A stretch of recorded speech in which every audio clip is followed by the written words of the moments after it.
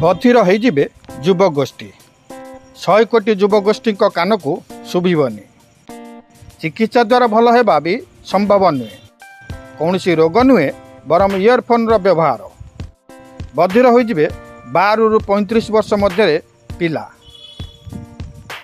हाँ आज्ञा पूरा विश्वर युवगोष्ठी को दोहलाई देला परी विश्व स्वास्थ्य संगठन पक्षर जारी एक रिपोर्ट चर्चार विषय पलटि।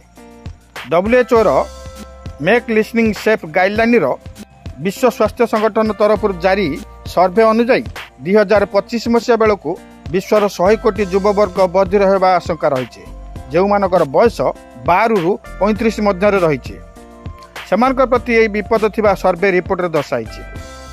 यार कारण पछरे कौन रोग नहीं बरम युवगोष्ठी को कुअभ्यास रही रिपोर्ट उल्लेख रही।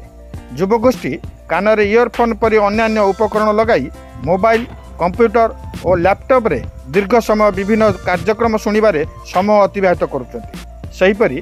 क्लब डिस्कोटेक आदि को जाई अधिक शब्द सृष्टिकारी संगीत शुणिबा अभ्यास जो वर्तमान सुधा 12 रु 35 वर्ष मध्य प्राय 50 कोटी व्यक्ति कान को ठीक भाव शुणा जाऊना। आगामी दिन में यही समस्या बहुत बढ़िबार आशंका रही WHO रिपोर्ट दर्शा जाइए। कानर सुरक्षित आवाज हूँ 20 रु 30 डेसिबल।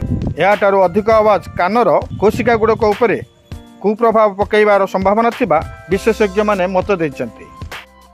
दीर्घ वर्ष धरी उच्च आवाज शुणिबा फल बधिर हेउतबा व्यक्ति को कौन से चिकित्सा द्वारा भल करा जाई परिबो नाही।